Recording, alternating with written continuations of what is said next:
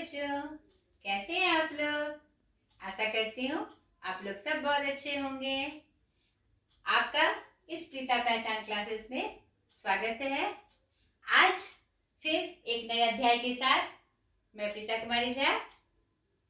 आज हम चर्चा करेंगे क्षितिज भाग 1 गद्य खंड वर्ग नवम पाठ 1 दो बैलों की कथा।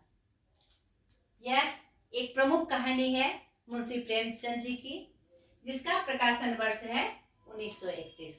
ठीक है, हम लोग कौन है जो प्रेमचंद को नहीं जानते? नहीं, कथा सम्राट। इनको किनसे नवाजा गया है? कथा सम्राट के नाम से। तो इसी क्रम में हम जानेंगे लेखक परिचय और फिर पाठ परिचय। ठीक है, तो सर्वप्रथम लेखक परिचय के रूप में प्रेमचंद, जिनको कथा सम्राट के नाम से जाना जाता है, जिन्होंने कहानी और उपन्यास में एक नए अध्याय को जोड़ा। हम सभी जानते हैं अलग तरीके से उन्होंने कहानी लिखी और उनका बचपन बहुत अभाव में बीता था, बहुत कष्ट में बीता था। उसने जीवन जीने के क्रम में उसको महसूस किया, आम जीवन की समस्याओं को महसूस किया और अपने जीवन काल में उन्होंने बहुत सारे ऐसी घटनाएं देखी जिसको उन्होंने अपने लेखनी में उतारा। इन्होंने यथार्थ का एक एकदम स्पष्ट चित्रण अपने लेखनी में किया है और एक नई परंपरा की शुरुआत की है।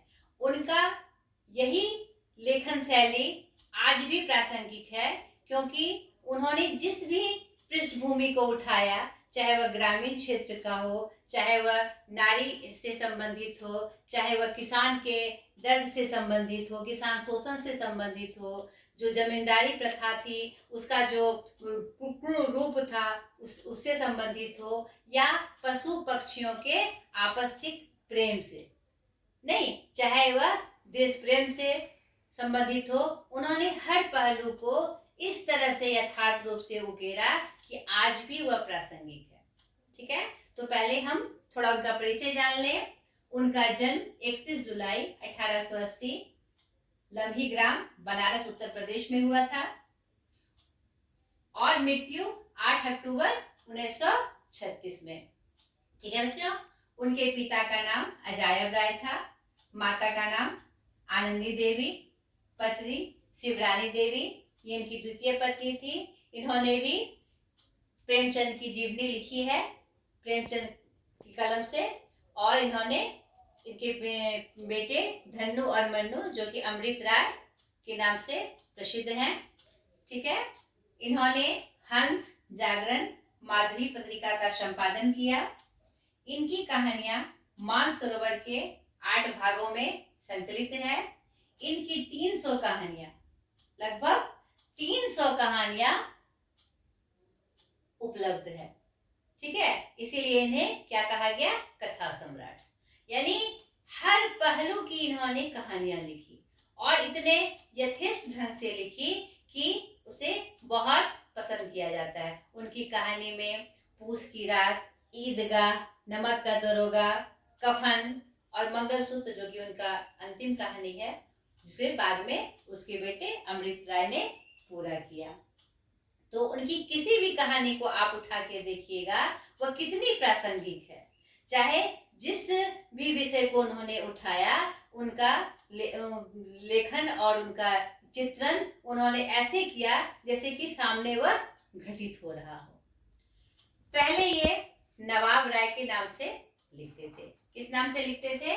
पहले वह उर्दू में नवाब राय के नाम से लिखते थे। इसको याद रखना है, नवाब राय के नाम से उर्दू में लिखा करते थे। उनकी एक कहानी सोजे वतन, उनकी एक कहानी जो कि सोजे वतन थी, वतन, जिसका हिंदी अर्थ है राष्ट्र का विलाप, राष्ट्र का विलाप। इन्होंने उर्दू पत्रिका में छपाई थी, जिससे कि अंग्रेजों में हलचल मच गई। इस कहानी ने ऐसा हलचल मचाया कि उनकी सारी प्रतियां जब्त कर दी गई और उन्हें लिखने के अधिकार से वंचित कर दिया गया। और वह एक निम्न परिवार से थे, तो उनकी आर्थिक स्थिति इतनी चरमरा गई कि फिर बहुत दिनों तक उन्होंने साहस नहीं दिखाई कि मैं लेखनी करूं। और तब उनके एक घनिष्ठ मित्र जो कि मुंशी दया नारायण निगम जी थे, उन्होंने उनको सलाह दी कि आपकी लेखनी में वह दम है, वह ताकत है जो पूरे राष्ट्र को जगा सकती है। तो आप अपनी लेखनी को बंद ना करिए, इसे उकेरिए, लिखिए। और जो हलचल आपने अंग्रेजों के बीच मचाई है, तो अपनी लेखनी के माध्यम से पूरी दुनिया में आप हलचल मचा दीजिए। तो उन्होंने प्रेमचंद से लिखने की सलाह उनको दी और बाद में उन्होंने प्रेमचंद नाम से लिखना शुरू किया। और आज परिणाम हम देखते हैं कि उनकी चाहे कहानी हो, चाहे उपन्यास हो, आज सबके मुंह पे जवान जवान पे है। उनके बारे में, प्रेमचंद के बारे में बहुत लोग पीएचडी कर रहे हैं और उनकी जानकारी लगातार उस पर सर्च किया जा रहा है। उनकी कहानियां आज हर तरफ से प्रासंगिक बनी हुई है। ठीक है, उनके 3 नाटक थे, 3 ही नाटक उन्होंने लिखे, लेकिन वह इतने प्रसिद्ध हुए कि आज भी वह पढ़े जाते हैं और पसंद किए जाते हैं। उनका पहला जो नाटक था वह संग्राम था। संग्राम नाटक जो कि 1923 में प्रकाशित हुआ। संग्राम क्या था? किसानों की समस्याओं को लेकर एक नाटक था, जिसने कि उस समय किसान समाज में और जमींदार के समाज में हलचल मचा दी थी। ठीक है, तो वो एक ऐसे मतलब व्यक्तित्व के धन स्वामी थे जिन्होंने जिस भी चीज को उकेरा इतने अच्छे तरीके से उकेरा कि उसका स्पष्ट प्रभाव समाज पे पड़ता था। ठीक है, उनका दूसरा नाटक का नाम है करबला, जो कि मुस्लिम भाईचारे और मुस्लिम समाज पे आधारित है कि कैसे पैगंबर के मरने के बाद आपस में कैसे राजनीतिक स्थितियां चेंज होती है, बदलती है, और कैसे आपस में प्रेम से रहने वाले लोग करबला, यानी करबला जहां पर युद्ध किया जाता है, मारपीट होती है, या भीड़ भाड़ जमा में जहां पर आक्रोश व्यक्त किया जाता है, वैसा मैदान बन जाता है। तो यह भी 1924 में इसका प्रकाशन हुआ था। इसने भी एक बड़ी हलचल समाज में लाई थी, मुस्लिम समाज में। तीसरा उनका नाटक है, जगह की कमी है, तीसरा प्रेम की वेदी। प्रेम की वेदी, ये जरूर नोट कर लीजिएगा। इसका प्रकाशन 1933 में हुआ था, प्रेम की वेदी। आप ध्यान से इनका नाटक लिख लीजिएगा। 3 ही नाटक इनके प्रमुख हैं। प्रेम की वेदी सामाजिक समस्याओं को दिखाया गया था। इसमें अंतरजातीय विवाह, जाति प्रथा के बारे में भी उकारा गया था, और इसमें नारियों की समस्याएं जो आम समाज में उस समय प्रचलित में थी, उसको भी दर्शाया गया था। यानी इन्होंने हर एक पहलू को उकेरा। उस समय समाज में जो समसामयिक घटनाएं और समस्याएं थी, उन्होंने अपनी लेखनी से उकेरा। ठीक है, तो उनके 13 उपन्यास, सेवा सदन, कर्मभूमि, करबला, निर्मला आदि बहुत प्रसिद्ध हैं। उनका अंतिम उपन्यास गोदान है, जो 1936 में प्रकाशित हुआ था, वह उनका अंतिम उपन्यास था। उन्होंने 10 अनुवाद लिखे और उन्होंने बाल साहित्य में भी बहुत सारे प्रयोग किए और ऐसी बाल पुस्तकें लिखी जो कि उपलब्ध है, आपकी 7 बाल पुस्तकें उन्होंने, कि बच्चों को किस माध्यम से एक मजबूत स्थिति में लाया जाए और कैसे उनके मन के अनुसार उनकी पढ़ाई करवाई जाए। उन्होंने बाल पुस्तकें लिखी। तो हम क्या देखते हैं, उन्होंने किसी भी क्षेत्र को ऐसा नहीं था जो नहीं छुआ, लेकिन हम सभी जानते हैं उनको प्रसिद्धि उनकी कहानियों और उनके उपन्यासों से मिली। ठीक है, ये उनका परिचय था।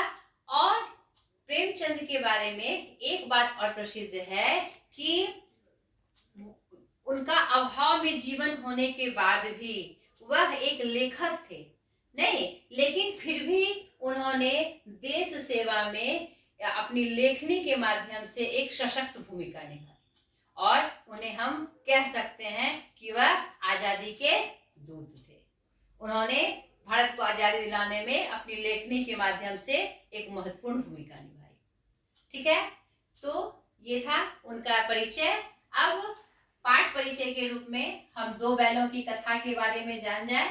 तो मैंने आपको बताया कि मानव के साथ साथ वह पशु के माध्यम से भी ऐसी सीख दे जाते थे, साधारण भाषा में कहते हुए कि मतलब कि लगता था कि अरे ये तो सामने की घटना है, ये तो अपनी ही घटना है, ऐसा वह लिखते थे। और उन्होंने पंचतंत्र क्या कहते हैं कथा का जो है और नारायण पंडित का हितो जो है हितोपदेश, उनके परंपरा को उन्होंने आगे बढ़ाया।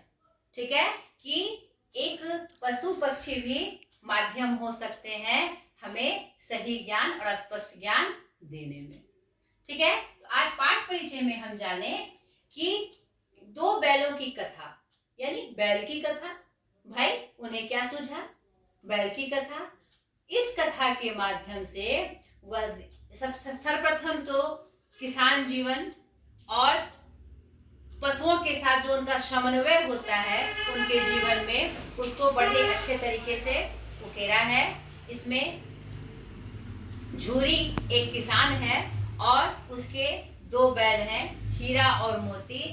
उन दोनों का मनुष्य और पशु होने के बाद भी एक अप्रतिम रिश्ता है, एक बहुत ही प्यारा रिश्ता है। और कैसे दोनों में समन्वय है इसको दर्शाया है, बहुत ही अच्छे तरीके से दर्शाया है। और दूसरा प्रसंग इसमें सबको प्यारी होती है। आजादी के लिए हमें कितना भी संघर्ष करना पड़े तो हमें करना चाहिए, वह इस कथा के माध्यम से बता रहे हैं। 1931 इसका प्रकाशन वर्ष है। उस समय देश आजादी की लड़ाई लड़ने के लिए पूर्ण रूप से संघर्ष कर रहा था हर तरीके से। तो यह एक सैनिक बनकर नहीं, लेकिन लेखनी का सैनिक बनकर इन्होंने पूरा सपोर्ट किया देश को आजाद करने के लिए। उन्होंने इस कहानी के दूसरे पहलू में ये दिखाया है कि आजादी क्या चीज है, हम क्यों आजाद होना चाहते हैं, क्यों आजादी चाहिए। तो आजादी एक सम्मान पूर्वक जीवन जीने का एक साधन है। हमें कितनी भी सुविधाएं मिल जाए, लेकिन जो सुख आजादी में है, स्वतंत्रता में है। आजादी स्वतंत्रता का मतलब यह नहीं है कि हम अपने मन की मर्जी से कुछ भी करें, कुछ भी बोले, नहीं। आजादी का मतलब है स्वतंत्र रूप से सांस लेना, किसी के दबाव में, किसी के क्या कहते हैं अंदर में रहकर एक दबदबा महसूस नहीं करना, दबाव महसूस नहीं करना। इस कथा के दूसरे पहलू में इसका स्पष्ट वर्णन है, स्पष्ट चित्रण है कि हर तरह के समस्याओं से जूझते हुए भी, चाहे हमें कितनी भी समस्याओं का सामना करना पड़े, और फिर अंततः जब हमें आजादी मिलती है तो हम एक जीत के साथ अपने आप को प्रस्तुत करते हैं। वह जीत बहुत ही सुहानी होती है, बहुत ही प्यारी होती है।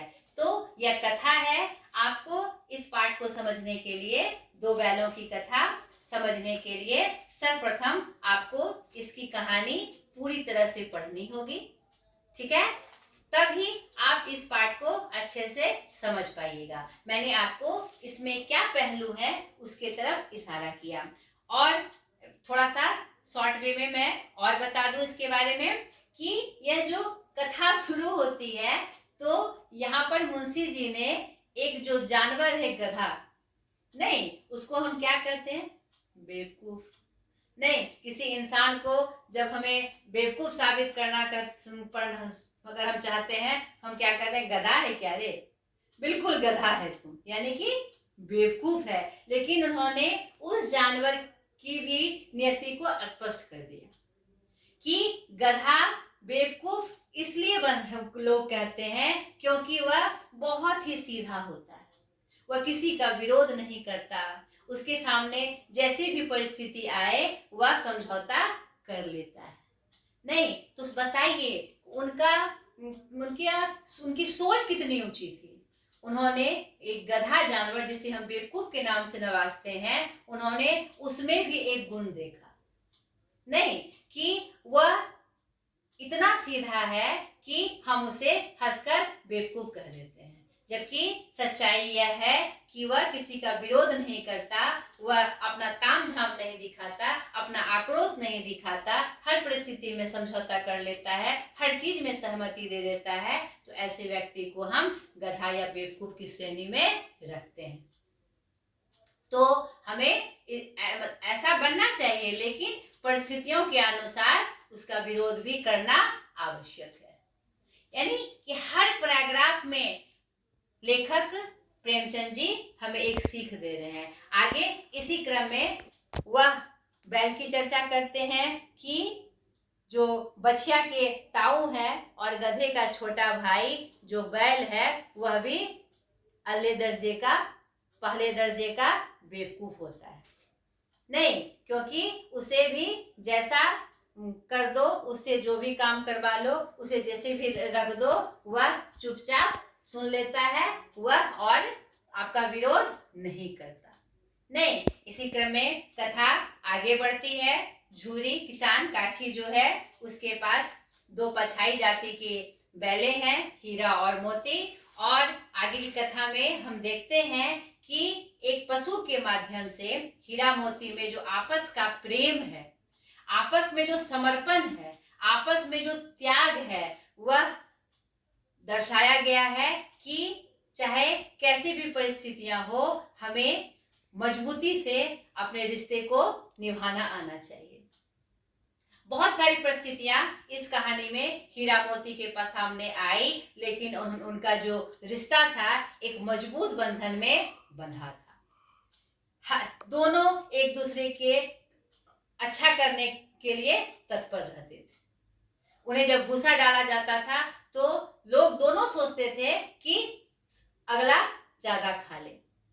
अगर काम करना पड़ता था तो दोनों ये सोचते थे कि अगले को कम काम करना पड़े। मार भी पड़ती थी तो दोनों एक दूसरे से सोचते थे कि मुझे कब पड़ जाए, अगले को ना पड़े।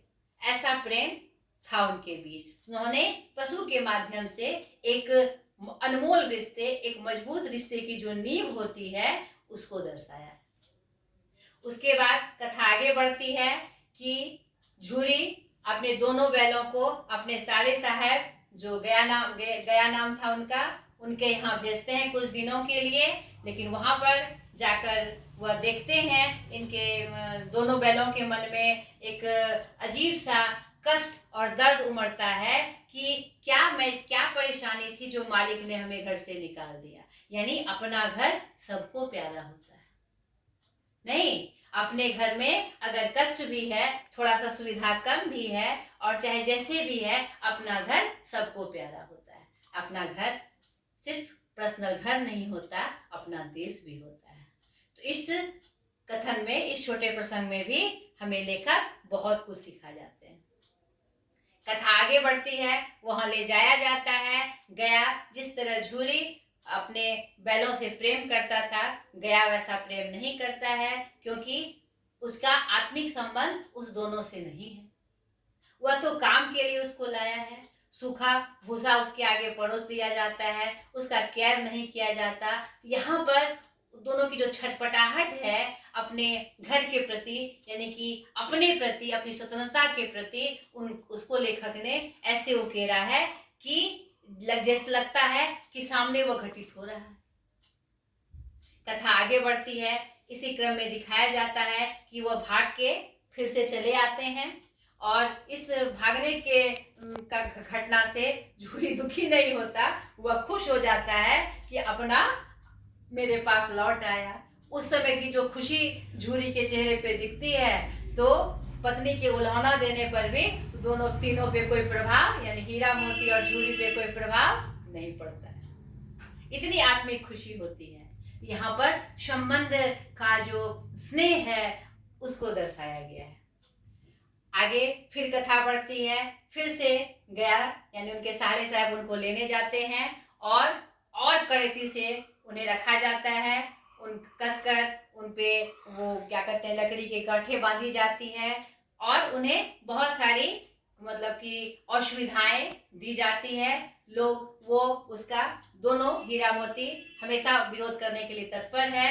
उसी घटनाक्रम में एक घटना घटती है। एक बच्ची जो कि वहाँ के मालिक के क्या कहते हैं कि मालिक उसका फूफा रहता है, वह बच्ची उन दोनों से एकदम आत्मिक प्रेम करती है और वह 2 रोटियां लाकर, शायद वह अपने हिस्से की ही लाती होगी, दोनों को खिलाकर एक आत्मिक संतोष का अनुभव करती है। और वह दोनों भी एक बैल का एक रोटी से क्या होगा, लेकिन वह जो स्नेह अमृत था उस बच्ची का दिया हुआ, उससे वह पूरी तरह से एकदम आश्वस्त हो जाते हैं। एकदम पूरी तरह से संतोष उनके मन में आता है। और यहाँ पर भी एक मधुर संबंध का चित्रण प्रेमचंद जी ने किया है उस बच्ची और हीरा मोती के माध्यम से। वह बच्ची जानती है कि कष्ट क्या है, क्योंकि उसकी माँ की मृत्यु हो गई है। सौतेली माँ उसे उतना पसंद नहीं करती, उसे देखती नहीं है, उसे बहुत सारी यातनाएं भी देती है, कष्ट भी देती है। तो उस कष्ट को समझकर कि कष्ट क्या होता है, उसे हीरा मोती के कष्ट का एहसास होता है और वह भी चाहती है कि हीरा मोती आजाद हो जाए। उस छोटी बच्ची के मन में भी यह भावनाएं हैं। तो इस चीज को किसने दर्शाया है? हमारे लेखक प्रेमचंद जी ने कितने अद्भुत तरीके से दर्शाया है। फिर घटनाक्रम में बच्ची एक दिन उनकी रस्सियों को खोल देती है, उनकी यातनाओं को देखकर, फूफा जी द्वारा उनकी यातनाओं को देखते हुए। और क्या कहते हैं, ये दोनों उधेड़बुन में हैं, क्या करूं, भागूं कि ना भागूं। बताइए कितना सच्चा प्रेम उस बच्ची से, उस प्रेम से, उस रोटी के प्रेम से क्या कितना अच्छा स्नेह जुड़ जाता है दोनों में। लेकिन अंततः दोनों तैयार हो जाते हैं, क्योंकि अफसोस भी है अगर भाग जाऊं तो उसे डांट ना लगे। लेकिन इसी क्रम में बच्ची जानबूझकर हल्ला करती है, फूफा जी बैलों को पकड़ो, वह भाग रहे हैं। यानी कि उसका कोई दोष नहीं है, वह खुद ही भाग रहे हैं। वह उसकी आज़ादी भी चाह रही है और किसी प्रकार का उसे कष्ट ना हो वह भी चाह रही है। इस क्रम में वह भागता है। भागने के क्रम में वह रास्ता भटक जाता है और वह दूसरी जगह पहुंच जाता है, जहां पर क्या कहते हैं, जहां पर जानवरों को कसाई के पास वह पहुंच जाता है। वहां उसे बहुत सारी यातनाएं दी जाती है, भूखा प्यासा रखा जाता है। यहाँ पर इस क्रम में प्रेमचंद दिखाते हैं कि गुलामी का दर्द क्या होता है। हम अगर गुलाम हैं तो कौन सा दर्द हमारे अंदर आता है, उसका चित्रण उन्होंने बहुत ही अच्छे तरीके से किया है। वहाँ कसाई खाने में बहुत सारे जानवर बंधे हुए हैं, वहाँ पर उन दोनों के माध्यम से जो यातनाएं हैं गुलामी की, उसका चित्रण किया गया है। और उन दोनों के माध्यम से अगर हमारे अंदर जोश हो, ताकत हो, बुद्धि हो और आज़ादी के प्रति ललक हो, तो हम उस कसाई जो कि थोड़ी सी भी गलती करने पर काट के फेंक सकता था, फिर भी अगर हमारे अंदर जज्बा हो, आज़ादी के प्रति ललक हो, तो हम सामना कर सकते हैं। और हीरा मोती ने उसका सामना किया। उन्होंने कसाई खाने के सारे जानवरों को भगा दिया। वो जानते थे ऐसा करने से मैं संकट में पड़ जाऊंगा और हो सकता है मैं पकड़ा जाऊं और मुझे मार भी दिया जाए, फिर भी वो उसकी परवाह नहीं करते हैं। वह उन जानवरों के आज़ादी के प्रति तत्परता दिखाते हैं और उन्हें आज़ाद करते हैं और खुद भी यातनाएं झेल के, मार खा के अंततः आज़ादी को पा लेते हैं। उस कसाई खाने से दोनों भाग उठते हैं, अपने फिर पुनः अपने घर झूरी के पास पहुंच जाते हैं और झूरी भी उनका पूरा स्वागत करता है। यहाँ तक कि झूरी की पत्नी भी उन दोनों के मतलब इतने दिनों का की जो जुदाई थी और जो छटपटाहट थी, कहाँ चले गए हमारे हीरा मोती, वह तड़प उन मालकिन के चेहरे पे महसूस की जा सकती थी। और अंततः जो उनका प्रेम करना उन बैलों के प्रति यह दिखाता है कि कितना स्नेह था उनको, वह सिर्फ उन्होंने बस उन्हें ताने दिया करती थी। नहीं तो अंततः हर कष्ट को सहते हुए भी आजादी कितनी प्यारी होती है, इस कथा के माध्यम से प्रेमचंद जी ने स्पष्ट कर दिया है। तो बहुत ही अच्छी कहानी है, आप इनको पढ़िएगा और आपको बहुत रस मिलेगा, बहुत ही अच्छा लगेगा। एक नया उमंग, बच्चों क्या होता है ना कि हम एक सरसरी निगाह से सिर्फ प्रश्न उत्तर करने के लिए पाठ को पढ़ जाते हैं, नहीं ताकि हम उत्तर कर सके। लेकिन मैं आपको एक सलाह देती हूँ, चाहे कोई भी पाठ हो, कहानी हो, निबंध हो, यात्रा वृत्तांत हो, कविता हो, कुछ भी हो, वह जो प्रसंग है किस प्रसंगवश लिखी गई है, उसका भाव क्या है, आखिर इससे हमें क्या शिक्षा मिल रही है, क्या संदेश के लिए वह पाठ लिखा गया है, अगर उसको महसूस करते हुए उस पाठ को हम पढ़ेंगे तो हमें बहुत ही मजा आता है, बहुत ही अच्छा लगता है हमें।